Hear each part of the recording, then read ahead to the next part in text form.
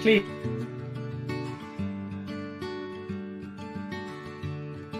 I'm not the smallest person in the world, but whenever I stand next to my good friend here, I feel like a bit of a midget. There's a reason Big Rob is called Big Rob. In fact, it was only, I think it was only 3 years into university when I discovered you actually had a surname. It's always been Big Rob, big man, big smile, big heart, and you've always been most welcoming. So what is your really special corner of Franschhoek here? Yeah, welcome. It's a boerhoek, we like to call it. Very wet. Lovely soils for vineyards. It's a great place to call home. A place that you're very passionate about, and it's a place that you very kindly invited me to on a number of occasions. And so I joined you here, and we just run through what I'm going to be doing today at your invitation is effectively making some wine. Yeah, it can be as complicated or as easy as you want to make it. We provide the perfect conditions for fermenting some grapes for you. So we picked some cab this morning and we'll process it into some juice, which will hopefully ferment under your tutelage. Let's have a taste of this. So this is the 2017 Semillon. 2017 Semillon. I think Franschhoek makes ideal Semillons. It's a perfect place for this grape. Cheers, Dave. Cheers. Thank you for having me. See our vintage.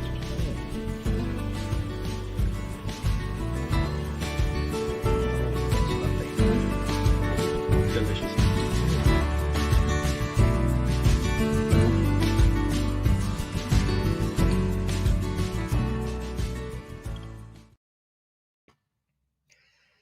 Today is a fairly emotional day for me. A little later on this evening, at about 8 o'clock on Supersport on DSTV 211, we premiere season 14 of the Dan Nicholl Show. It's a great milestone, one I'm enormously proud of, and one that a huge number of people have been part of. And there'll be a lot of smiles and a little laughter when that happens. But right now, on Dan Really Likes Wine, I'm kicking off a show that I both really want to do and desperately wish that I didn't have to. I really want to do it because it's a chance to celebrate, to raise a glass to a quite extraordinary human being, a person who, if he had been in comparison in size of his heart, would have been twice the height, twice the volume, a man who it was just full of love, full of generosity, full of giving, just an absolutely wonderful person. He's a person who sadly is with us no more. He's a person by the name of Rob, Big Rob Armstrong, who in Franschhoek and indeed in the wine world beyond was an enormous friend and benefactor and mentor and supporter to the wine industry as a whole. And just a few weeks ago, as a complete shock to all of us, to everybody, Big Rob sadly said goodbye to us. A heart attack on no notice, and Big Rob was with us no more. And it was a hugely emotional time. There were a lot of tears for me, for Rob's family, for Erica and the kids when he said goodbye. And I don't think we could have done a show before this because it really did sweep us all up in so much emotion. But we've got to a point now where I've roped in a number of his friends. And what we're doing this evening is raising a glass of a wine, amongst others. The one I've got is this, the Gentle Giant, because Rob really was the gentlest giant.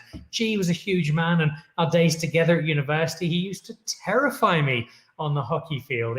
He always looked like he was going to hospitalize half of the opposition, and yet away from the field, just one big loving individual, and somebody who I've spent many hours with on the phone, over dinner, out on the estate, out at Haut Esport, paying tribute to somebody just so full of love and affection and generosity.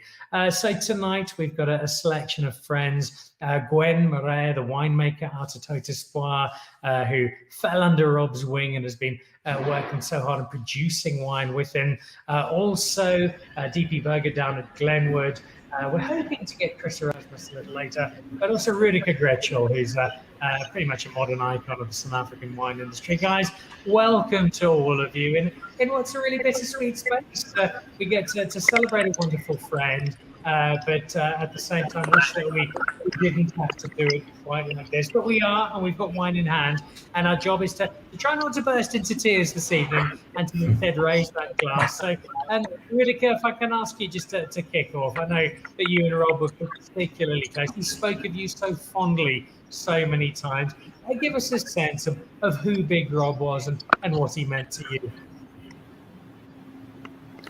Thanks, Dan. You know what? I should take you back to a time in Franschhoek in the early 2000s when I was making the wines at Haut Esport. And the Armstrong family just had bought Haut Esport, the farm next to Haut Esport, and Rob came and moved to the farm. You know, those years it was a magical time in Franschhoek. If it's kind of lots of these thoughts and emotions have flooded back through all of this, but it truly was a magical time for me in Franschhoek, those early 2000s. Dear people remember them very, very well too. You know, it was the vignerons and the tourism board just merged in Franschhoek. You know, Susan and Nicholl from Le Quartier Français were on top of their game. You know, there was this guy, Maingart, and this other guy, Trevor Kirsten. You know, they were in this competition to buy up the entire main road in Franschhoek, kind of as things really started happening. Rubens opened. You know, we used to work hard and play hard. You know, harvest time early. You know, we went to the deli that Susan had called Delicious. You know, where we had coffees and these amazing cinnamon buns for breakfast. In the evenings after the pump overs, we used to all hang out at a place called Skywalks, where we got, you know, where we just got. Yeah. Anyway, it's with the vignerons we had. Mark Kent organized these tastings with the vignerons, where we played this game options. You know, Mark always said, you can't make good wine if you don't know what good wine tastes like. And he's very, very right. So what we ended up doing is Mark got a budget from the vignerons, and I think he even dipped into his own cellar sometimes. And we got together, you know, every odd month as the winemakers within the valley. It was a blind tasting. It was all international wines, and we played this game options. So for every wine geek will know this game, for who's tuned in, who's not so much of a wine geek. Essentially, you get together after work, you have a beer, then you sit down and you have a blind tasting, and you don't know anything about the wines, and then you try to figure out what you're drinking. You know, is it from the New World or the Old World? If it's from the Old World, what country could it be? You know, is it maybe from France? If it's from France, you know, what region in France could it be? Okay, maybe it's from the Côte Rôtie, then it's probably Syrah. Is there a bit of Syrah blended, Viognier blended in there? If it's from the Côte Rôtie, probably is. All right, then it must be probably Jamais, and that must be the vintage 2003 Jamais. You know, so that's kind of the game. We tallied up the point, and we had good fun, and that's where I met Rob. You know, he came to these tastings. He wasn't a winemaker. He didn't study it, but he loved everything about wine. You know, he loved these tastings. He was as geeky and interested as the rest of us, and that's where I got to know him. You know, and then as the years got by, you know, we remained friends, and you know, we had wives and children, and our wives became friends, and our children became friends. We swam every odd Saturday through the Berg River Dam, which Rob kind of was a founder of. We did it for years. So he was an unbelievable human being. You know, he always, you know, you knew when Rob was there. He was just one of these people who just, you know, he inspired. He had this natural ability of it.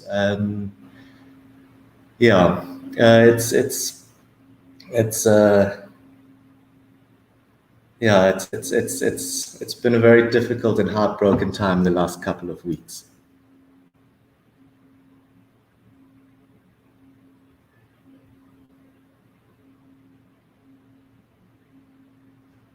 It seems crazy to say, well, he's a man who had presence given the size of him, and yet it was a presence that went far beyond just the physical aspect of the man. Yes, he was a giant of the gentlest sort.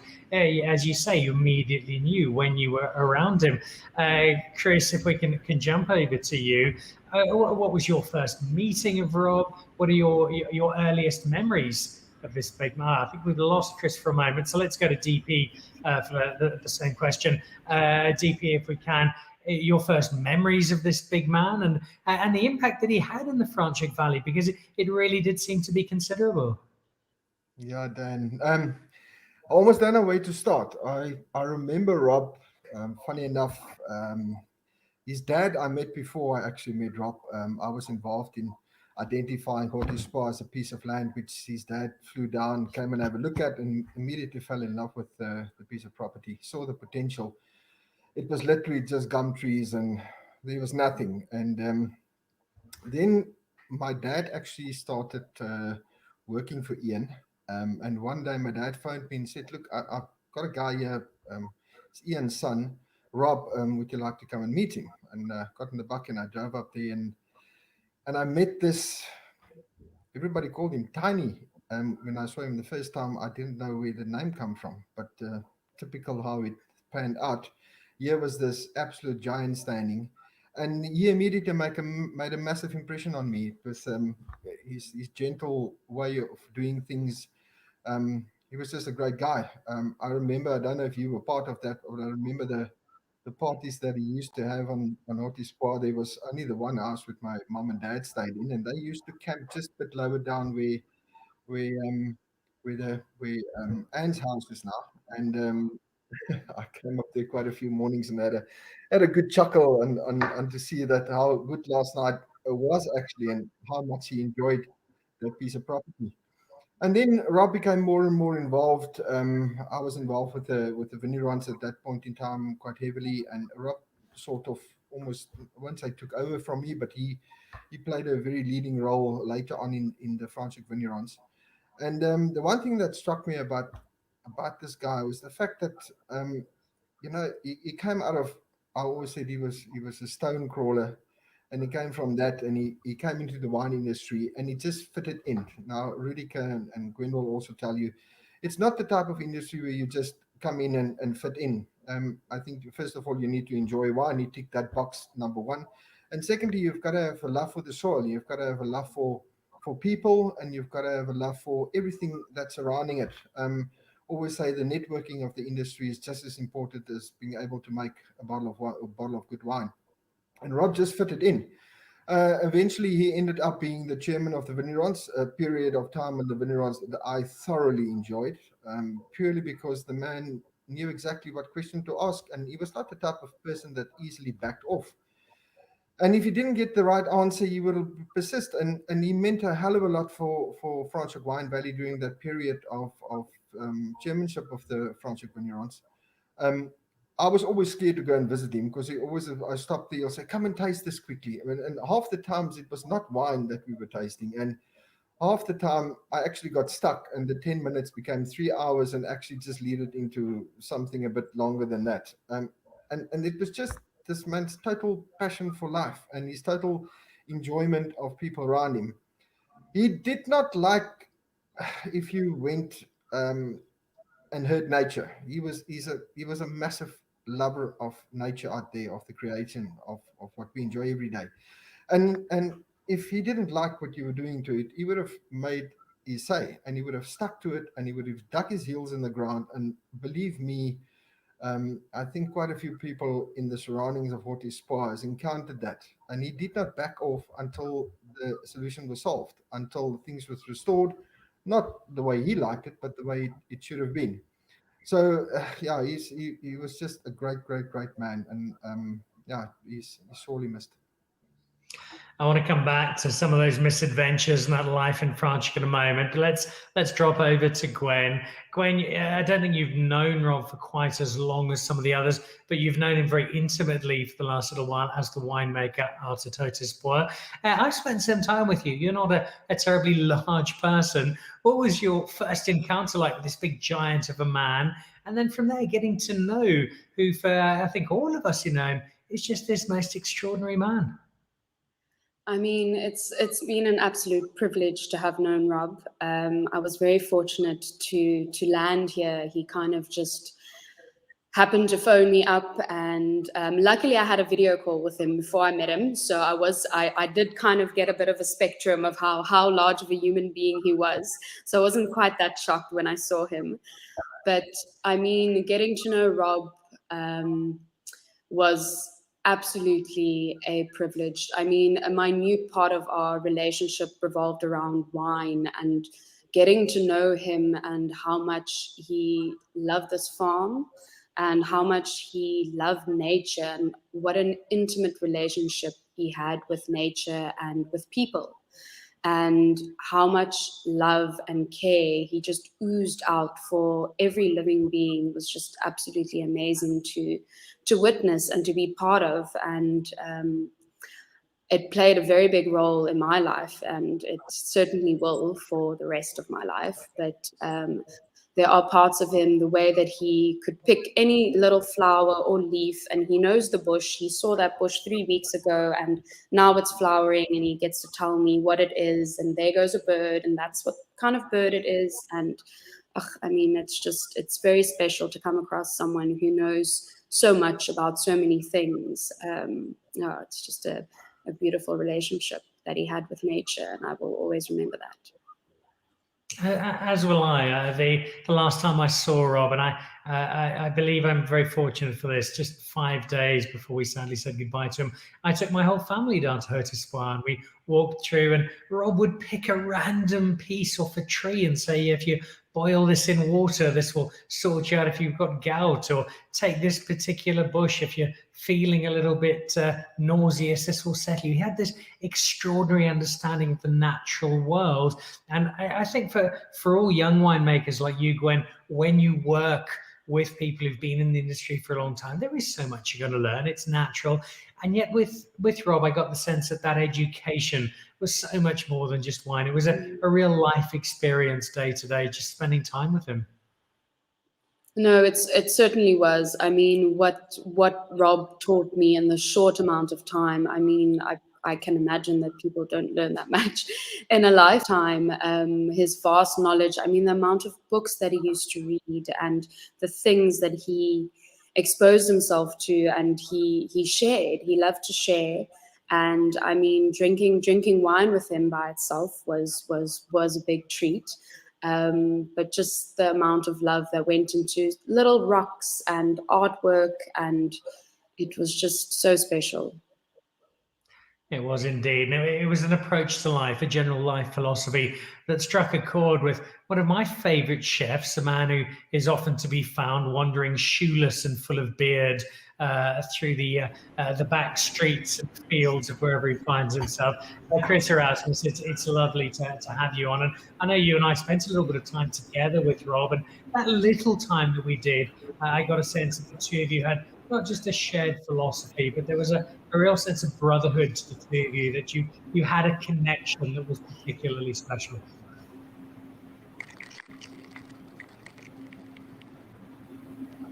Sorry, the connection is so bad. It's interesting to me. Well, I can't hear what you say. But, I think we just got you there, Chris. We can see the beard. But we are battling a bit with the sound, so we'll try and pick up Chris in just a moment and see if we can get that sound back. Let's jump back there to Rudiger. Rudiger, just from a wine perspective, we'd often drink wine together. We'd talk very much about wine. This was an area which he had an enormous love for, certainly a very specific philosophy on, but wine was something that Rob had become so encompassed with. And I got the sense he really wanted to make a difference with wine, more than just sell lots of bottles of Haut Esport. He wanted to see what he could change with the medium of wine. Is that a fair reflection on Rob and Rudiger? Yeah, no, it very much is. The one thing that Rob and I always said is that even if you farm with vineyards, you actually farm with the soil, Glen and DP has said it very rightly. He understood and he loved nature. He lived in nature. He lived close to nature. He farmed organically. He was farming biodynamically. He understood that. He strived for that. We found, the two of us were always very much on par there. Well, we weren't so much on par, as like DP said, when he took out his Fynbos brandy that he used to make himself, which was just an absolute killer. But Dan, it's just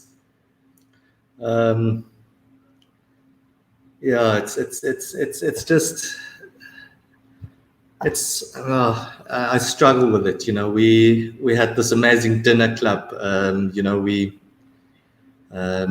We did all sorts of naughty stuff. Rob liked to grow anything that was green. I'm really heartbroken about the whole affair. I miss him dearly. Well, let's give you a moment to catch your breath. Gwen, one of the things I kind of loved about Rob, in that he was so brave to do it, but I hated about him because he used to put it up on social media. I hate snakes. I really don't like them.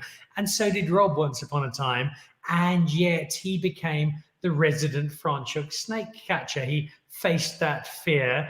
And it must have been a case, Gwen, where you'd be working in the cellar, working in the vineyard, phone call would go, and off Rob would disappear because somebody had a cobra in their lounge. That is pretty much exactly how it went down.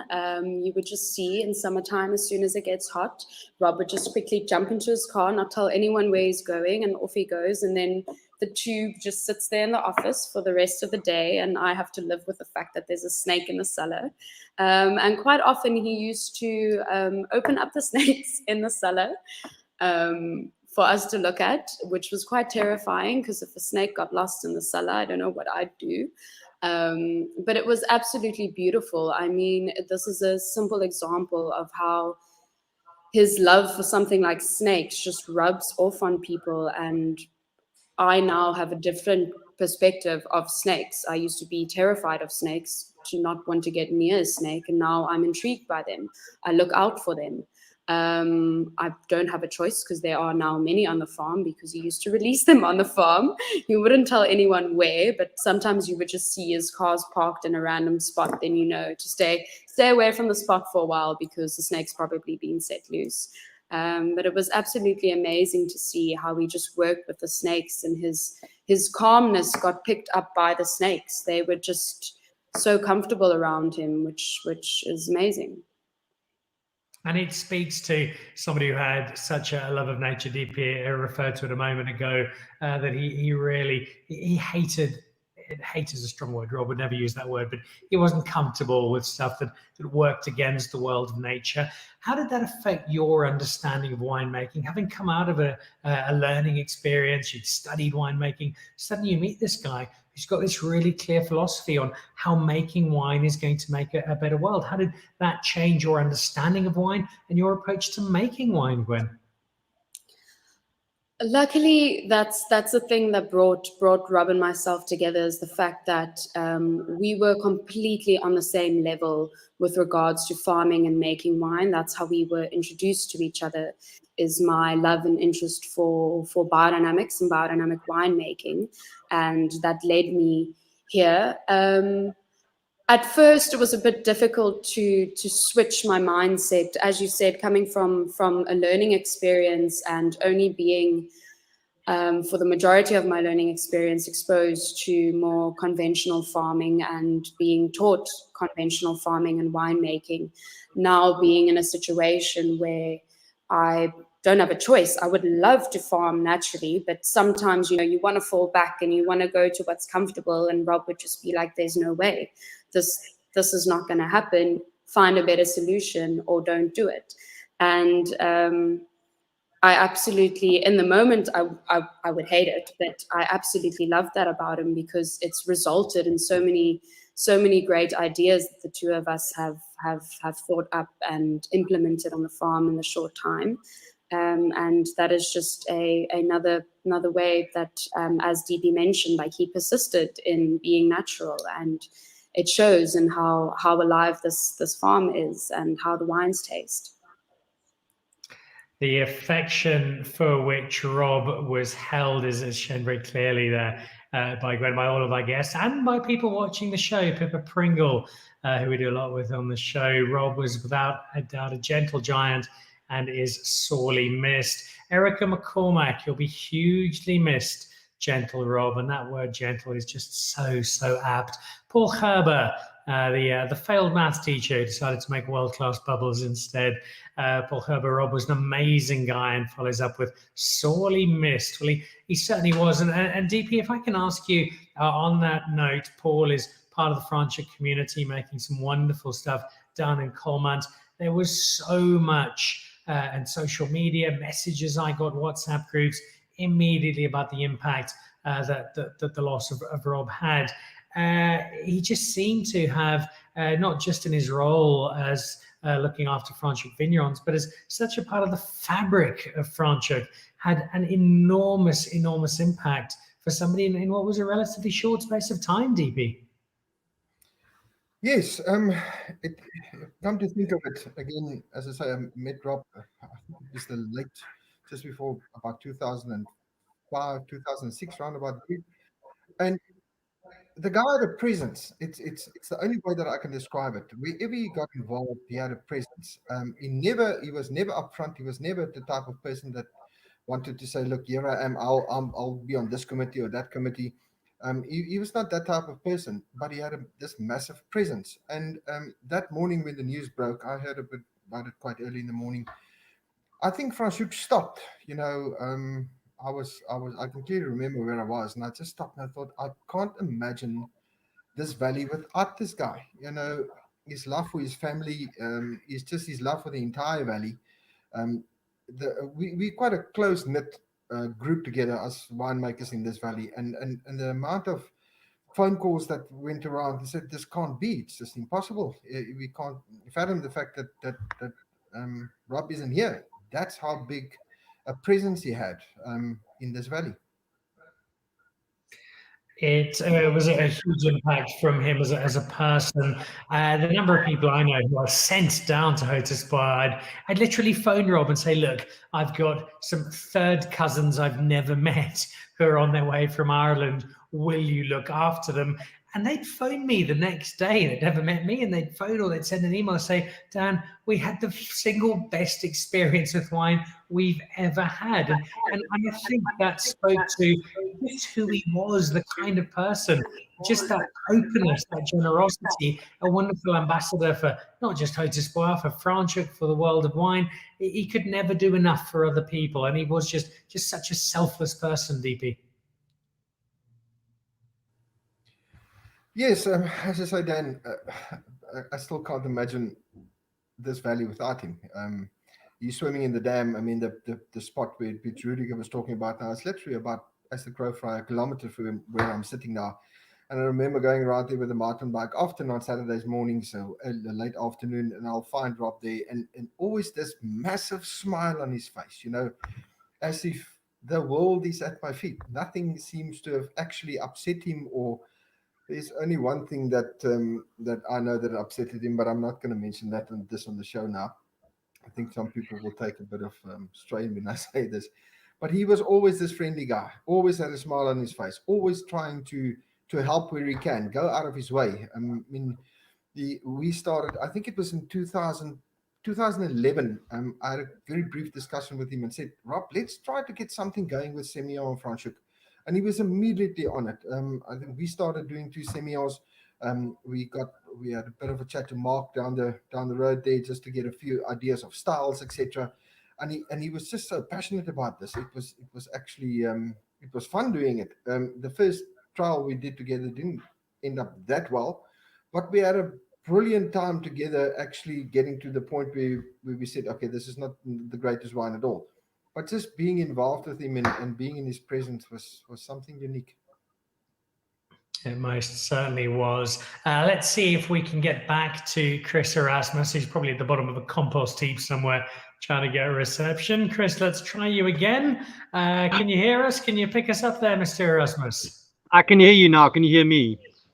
We can indeed, and we can see that magnificent beard. I said a little earlier when we tried to connect that you and I had spent a little bit of time in the presence of Rob, and the sense that I got there, it wasn't a huge amount of time together, but immediately I just got this sense that you and Rob had connected so closely. A lot of your philosophies were shared quite intimately, and it just seemed to be that Rob was somebody for you, Chris, with whom you had a very, very personal and intimate connection. Now, Rob was the first person I met in Franschhoek, really, when I got there 17, 18 years ago. And the first time we met was with a glass of wine around a braai, and it was at someone's birthday party, and we were just thrown in as the braaiers. I didn't know the guy. I didn't know he was a winemaker, but after we chatted for about 20 minutes, I thought he was a nature conservation. I thought he was Indiana Jones, to be honest. I mean, he was just the most amazing guy I've ever met in my life. And then a couple of weeks later, I found out he was a winemaker. I was like, what? I would never have thought that. We didn't talk about wine once. We just talked about, about everything that we were both passionate about, which was nature and, what grows where and how it grows. And he was my getaway. He was my haven. He was my first stop on my foraging trips in the mornings. I used to get there, and if it'd be -4, and this big man would be in his shorts, always, with these massive fellies on, just there, out in nature every day, never in his office, just doing something. And if Rob tells you he's doing a wine tasting today for people, it's around the barbecue. That's why I love that man so much. He was just, he knew how to put anybody at ease. He always put other people in front of himself, and he went out of his way to just accommodate anyone. It didn't matter if you had the same interests or not, but yeah, the two of us clicked. We really clicked. And he's going to be missed in so many instances, Franschhoek, man. It's the whole there is not just the size of him, it's massive, and the ripple effect of that is going to be seen all over South Africa in the wine industry. And with us, the chefs all knew him. In our chefs group, I got WhatsApps after Rob passed from hundreds and hundreds and hundreds of chefs just saying, what can we do? What can we do? Yeah, Rob was a very special creature. I don't even think he was human. He was like a tree. I love your reference to the fact that the way he treated people. I know, for instance, the Stormers went out and spent time with him, but then people he'd never met before, and everybody was met with exactly the same warmth of embrace and the approach that he had. But he also had this incredible approach to the wine that he made and the way that he approached what he did. And he never spoke, Chris, about being the owner of Haut Esport, being the owner of that land. He spoke about being the custodian and wanting to look after it, pass it on to the next generation, making the most of it. I know it's very similar to your philosophy. He was somebody who I really felt spoke to the way we should be going forward, the way we should be treating probably the world as a whole, but in specifically the world of wine. Yeah, he was very special in that aspect, where the way he treated people was the way he treated everything around him. It wasn't just because he was a nice guy. It was that was ultimately his philosophy. He was just a good spirit. Like you say, he didn't believe that we used to stand there and he would stare up at the big Gentlest Giant, the mountain behind Haut Esport, and just say, what are you bringing us this year? Where can we take the wine? And going from, going organic and biodynamic the way he did, and he used to talk about it a lot, how they you know, how the wine production dropped and all of that. And he would say it with such a smile and pride, and just saying, now we only take what nature gives us. We're actually not forcing anything. And that was exactly who he was. You know, he wouldn't expect more from anything that, you know, it couldn't deliver.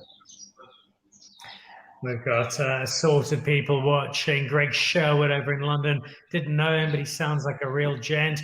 Greg, I think you and Rob would have had some great evenings together. The next morning might not have been awesome, but the evenings would have been fantastic. Ruth McCourt in Franschhoek, gentle, humble, selfless, the most wonderful human. A great loss for Franschhoek Wine Valley. And big Gerard Holden over at Holden Mats. We miss you, Rob. A very simple encapsulation of the thoughts of so many people. I have to, though, and I'm going to jump over to you here, Rudiger. I have to just, we can't simply put a halo over this man, because there are a couple of things that we didn't like about him. We have to be honest here. Tell us, if you will, Rudiger, what it was like being subjected to Big Rob's Buchu brandy and some of the other concoctions that he pulled at the back of that cellar that we had to drink because we were his friend. And by God, we felt it for the next week. Yeah, everything we had to drink and smoke. Dan, he was Rob. When Rob came over to your house, when he came over to my house, you know, normally people bring a bottle of wine. Rob brought a case of wine.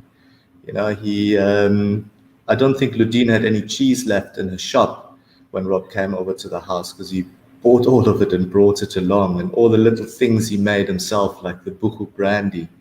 The one thing that I always admired about him was how extremely headstrong he was. I could never get it, you know, it's this. He didn't just walk outside at -4 degrees. He also used to go into the Berg River Dam and swam across the dam and back, you know, which is close to 2 Ks at -4 degrees without a wetsuit, you know. We were all, you know, just putting on our wetsuits, and here's Rob just pretty much in his Speedo getting to the water and starting to swim. Then all of a sudden he had this idea, I want to swim from Robben Island to Bloberg without a wetsuit. And, you know, that's a huge undertaking. And he had this unbelievable strength, this mind strength, where he, once he put his mind to it, he just always managed to achieve it and get it done. I was always super envious of it, how somebody can be just so strong in his mind to kind of overcome boundaries. His happiest space, we didn't really talk so much about wine. I experienced him also more. We talked about nature. He loved the Cedarburg. He's also very spiritual, you know, so he spent a lot of time with Erica earlier on in the Cedarburg at Bushman's Putt, where they did a lot of work. That's the one thing I guess we won't do. He was always going to show me like an energy line that runs through the farm, which I wanted to walk with him. He said it was the most experience or most unbelievable experience he ever had when he walked that line. But those were his happy spaces, you know. His happy spaces were very much his family, Erica, Issy, and James. He loved them more than anything, and then nature and getting out into nature, you know, disappearing in the Bido Valley, and where there's just no connection in terms of electricity or phones or all the daily nuisances, you know. Yeah, if he didn't like a person, the person normally knew that Rob doesn't like you. You know, he didn't beat around the bush. He made that quite clear. But the people, and most of the people he did like, who he saw eye to eye with, he really was a gentle giant. I'm reminded of a pop song of a year or two that my young daughter insisted on playing. My mama don't like you, and she likes everyone. And Rob did like everyone with a couple of exceptions. And if you're an exception, well, yeah, I probably don't like you much either. Tell me a little bit about that relationship, about the family, Erica, the kids, James and Issy. I spoke to him so much about them. I haven't spent as much time as I would have liked to, but I certainly hope to going forward as we celebrate the memory of this great man. He loved Haut Esport, he loved Franschhoek, but it really was the family, Eric and the kids, who were at the very core of who he was.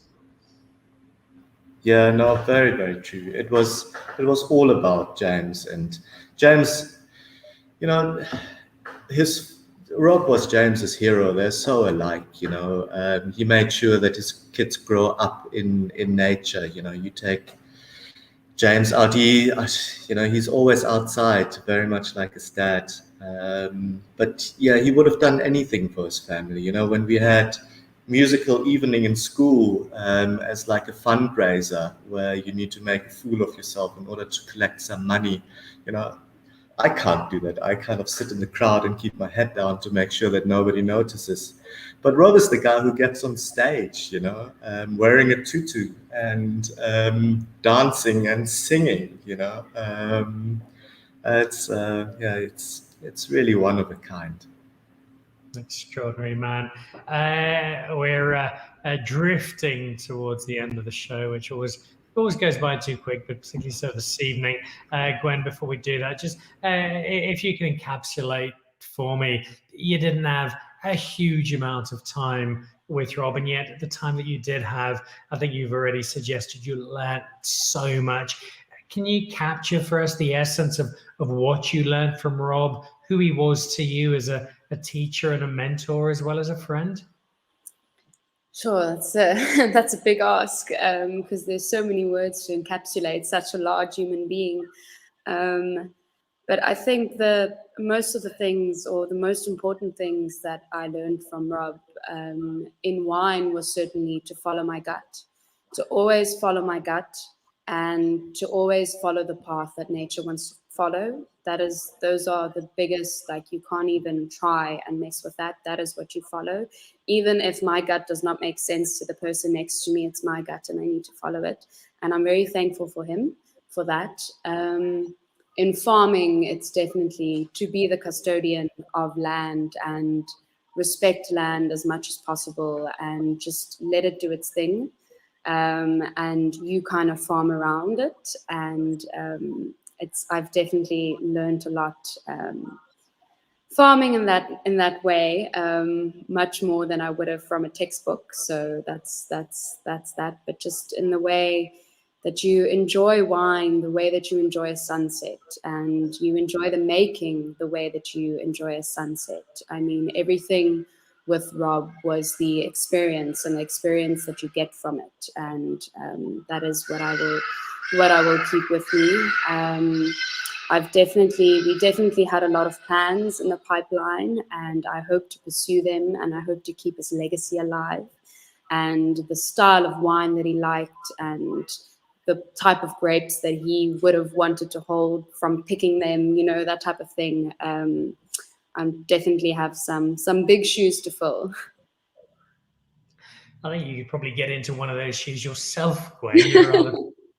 He's a large lad. But, look, we've said this in private, and we've chatted to Eric as well. But Dan really likes wine. Is completely behind everything that you're doing, and we're going to be keeping a close eye and giving all of our support. And I'm going to come back to you right at the end, Gwen, just to let people know what we can expect going forward, because this is a legacy that is certainly not going to go away, and we're going to cheer on and remember the big man so fondly. Let's nip back to Chris while he's still got a little bit of signal there. Chris, what is your single best memory of Rob Armstrong? That's not a difficult one. On my 40th birthday, I was surprised. I really actually was surprised. And Rob and myself and James and Liam, my son, he said we're going to go fishing, and we took a walk down little valley. Little walk ended up into about an hour and a half's walk. We were never fishing. We were getting stoned. The kids were swimming in a little rock pool. And eventually I said to him, I had a function that evening, a private function, which was also a lie that I was told to be doing. And I was getting really goofed, and we were drinking a lot of wine. I said to him, I need to get back. And eventually I sort of convinced him that we should turn around. And we started walking back, and they were shooting a movie, and this American helicopters, 4 of them, came flying over us, but so low that we actually had to fall down face first in the dirt, completely goofed and half drunk. And we were sitting there laughing like children for about an hour. We couldn't stop. And even up to about a month ago, we were still talking about it every time we saw each other. I think that moment made us feel, that we were invincible, and that shit. There's so much in life that's amazing. If you can just laugh at it. I miss that about Rob. I miss the cockprot. I really miss just sitting and talking about the color blue. And he was that type of guy. We pick up your energy if you're in a good mood, bad mood, silly mood, and just go with it. But yeah, that moment, it's definitely it. It does capture so much about not just Rob, but about the kind of friendships that he had and the free spirit that he certainly was. DP, as a fellow Franschhoeker, what's your definitive memory of Rob Armstrong? Well, the thing I'm going to miss the most is Rob loved a good party. It's always coming to the end of the year. Rob will organize a Christmas, bring a bottle of wine, and we'll throw something on the fire for all the winemakers in Franschhoek. And bring your bottle of wine and let's have fun. Or now Christmas is done, let before the harvest, let's have a braai again. And when the harvest is done, let's have a post-harvest braai. And there was always, he loved people and he loved to bring us all together. And that's going to be sorely missed. Somebody will have to step up to the plate, wink, Gwen, and keep this going. Because we can't stop doing that. I think we owe that to him. We most certainly do, and I know that this legacy is going to continue. All of you guys are a big part of it. Rudiger, if I can jump over to you for a very similar question. This legacy of Rob is fueled by the memories we have. What's the one for you that really stands out of the many misadventures I suspect that you had with Mr. Armstrong? It's actually very simple, Dan. It's the family Sunday lunches where, Jesse and I and the kids used to go over to Erica, Rob and the kids, or they came over to our place, where we had time and space, and the kids played, we had a braai and the women chatted. That's what I'm going to miss the most. The Sunday days, the Sunday lunches. And it is often the simplest things. And right, let's take a deep breath. It strikes a similar chord because so often I just be driving randomly and I think, I've got a little bit of a gap. I'll just phone Rob, and the conversation could be about anything. It might have been about wine. It might have been about swimming to Robben Island. It could have been about anything, but it was always just such a warm conversation. It's that warmth that I think speaks so much to the big man. Let's go back to Gwen just to wrap up. It's a difficult question for you, Gwen. You and yourself are so early on in your wine career, but I know you and Erica are very determined together with the rest of the team to make sure that this legacy lives on. And believe me, I'm right behind it, and I've got some friends who are right behind it as well.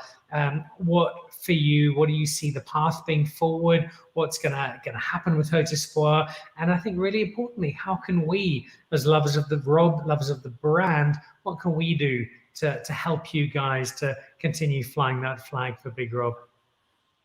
Oh, it's easy game. Consume as much Gentle Giant as possible.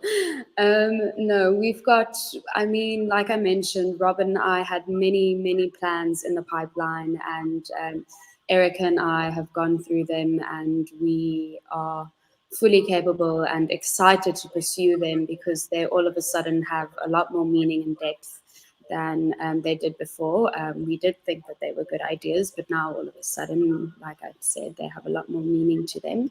And I feel like he deserves that we carry on with this legacy. So we actually in the pipeline had, I think you have a bottle of Gentle Giant 2017 with you at the moment. We were meant to publicly release this, and the plan was to retell the story of the Gentle Giant and the meaning behind what Gentle Giant is. And the meaning was always Rob, but now it's just magnified and amplified. And it's now such a special wine. And we're so fortunate that we have quite a lot of Gentle Giant, and we will pursue to make more Gentle Giant. We do have a little bit of a special release in the bag, a special release for Rob. It's quite a special wine that was made this year, and if you drink it and you smell it, you will only be able to think of Rob. And there are a few biodynamic things in the pipeline. We've been working hard in pursuing biodynamics and getting closer to having a group certification. So we're part of a, not completely, it's part of Demeter, but it is still a group certification where we are part of a collective of other farms pursuing biodynamics. And we have some Merlot, which will soon be part of this collective in our pipeline. And we've got a few vintages of that coming your way soon. All of which I'm very excited about. And in fact, you mentioned the 2017. I do have it. And in fact, I've had a couple of glasses already this evening just to still the nerves. But I'm also drinking something else here, Gwen. And this is a bottle of wine. It's unlabeled as yet. Actually, this is a bottle you gave me. In fact, no, Rob told me that you made. I think this is the first one you've made in entirety, which is some white wine from Haut Esport. And we're going to have you back on the show to talk about that in due course. I think tonight is more of a night for raising glass to Rob. But what it does is I drink it and I taste it. It just says to me that from a purely winemaking perspective, Haut Esport is in excellent hands, in yours, and we're going to be right behind you, supporting you, cheering you on, along with Erica, James, and Izzy, and making sure that the legacy of this extraordinary man keeps going through the glasses of wine that he loved, and supported by so many people. I see Lisa Harlow, can't believe that he's gone, had some wonderful tastings with Rob, always so accommodating and happy to share his wines and experience. We have Reginald Peckmiller from up at Cheetah Plains. This is a great Thursday to soothe our hearts. Rob will always be Rob. He created an extraordinary benchmark. Tonight's 2021 Tim's report will give us the eternal peace. Amen. And then love this tribute, says Tawanda Russell, Museke Toi. I worked with Rob, Hook Panthers, Haut Esport, Rudiger, with Chris Erasmus footage. Thank you, Dan. R.I.P. Rob, Gentle Giant to the world. Well, he most certainly was. Guys, I don't want this to be kind of, well, we've thrown out a show and it's bye bye Rob and away we go. This is a legacy that's going to last a lot longer. So, Chris, whether it's just you and me sitting up in Robertson having a lovely meal, a glass of wine, DP, if it's me dropping down to Glenwood and throwing back a glass or two, remembering the man Rudiger, saying Gwen coming through, I'm making some wine with you, and I'm going to be down there a hell of a lot. We've got such a special friend. He left such an impact on so many people, and we remember him with so much love and fondness. So thank you all for being part of a difficult show in so many ways, but also a really special show. I appreciate the time. I appreciate the sharing of love and friendship. And we raise a collective glass to an enormous loss, but an equally big legacy left behind in South African wine. So to Gwen, to DP, to Rudiger, to Chris, thank you. We raise a glass also to Erica and to James and to Izzy. And believe me, this is not a man who's going to be forgotten anytime soon. So guys, to all of you, cheers. And thank you so Cheers. much. Cheers. Thanks, Dan. Thank you, Dan. Thanks, Dan. Sure. Right, an emotional evening, but yeah, if you don't know the story of Haut Esport, hopefully tonight you've got a sense of the man behind it, and go out, buy some Haut Esport, drink it, celebrate a man, even if you've never met him. Believe me, you would have wanted to. He's somebody who changed so many lives, impacted so many lives, and gee, he leaves an almighty gap. Erica, James, Izzy, we send so much love. You can see just from this evening just how cherished and admired and loved Big Rob was, and that's not going away anytime soon. You're going to see a lot more of Haut Esport on Dan Really Likes Wine, not just because Big Rob was such a close mate of mine from university days over the last 20-odd years, but because, gee, they made some great wine. We're going to be drinking plenty of it. Thank you so much for being part of it. Loved having you all on the show. A big thank you to our guests tonight. Keep drinking Haut Esport. Remember Big Rob. And thank you for supporting Dan Really Likes Wine and South African wine. Have a great evening. Lots of love to the family. Good night. To join the Pick and Pay Wine Club, simply SMS your smart shopper number to 36775. It's absolutely free, and you'll get for yourself 3 times the smart shopper points on every bottle of wine bought. You'll also get a 20% discount on 10 different wines each month, a 25% discount on a case of wine, and a Magnum, some terrific competitions and invitations to awesome events.